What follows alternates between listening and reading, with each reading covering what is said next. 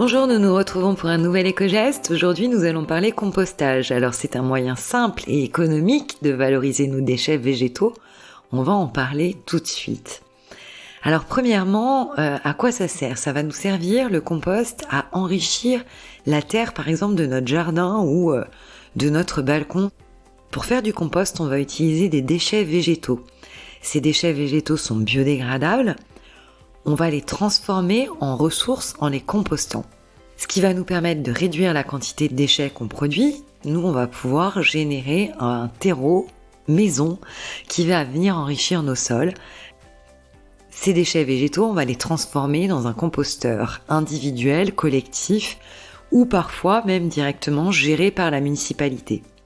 On pourra y mettre dans ce composteur toutes les formes d'épluchures de fruits ou de légumes, les déchets verts, les restes de pâtes ou encore de riz, le marc de café, les filtres à café, les sachets de thé, des coquilles d'œufs par exemple, ou encore les bouquets de fleurs défraîchis. Ces déchets vont se décomposer naturellement sous l'effet des micro-organismes et des vers de terre, des mille-pattes et autres cloportes. Alors pour réussir le compost, 3 principes sont importants.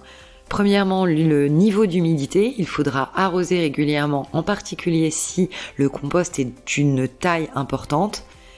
Il faudra respecter également un bon équilibre entre les matières azotées et les matières carbonées, ce qui veut dire qu'il faudra compléter en quantité quasi équivalente les différents types de déchets, type déchets verts, mous et humides par exemple, qui devront être complétés en même quantité de matières sèches, telles que par exemple du broyat ou encore des feuilles mortes, ou peut-être aussi des petits branchages.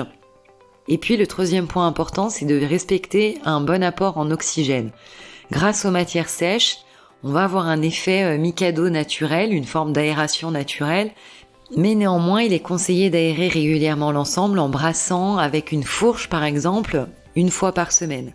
La matière transformée doit sentir l'humus, être grumeleuse et de teinte sombre, et il faudra environ 6 à 12 mois pour l'obtenir, donc obtenir ce fameux compost selon la nature et la taille du composteur. Alors une fois transformé, ce compost va donner un terreau riche qui va être 100% naturel. Voilà un bon moyen de réduire nos déchets de cuisine, mais également de jardin, tout en créant nous-mêmes notre propre terreau pour enrichir nos plantations. Alors pour les quantités, il est communément admis que 450 kg de déchets organiques nous permettront de produire environ 150 kg de compost sur une année.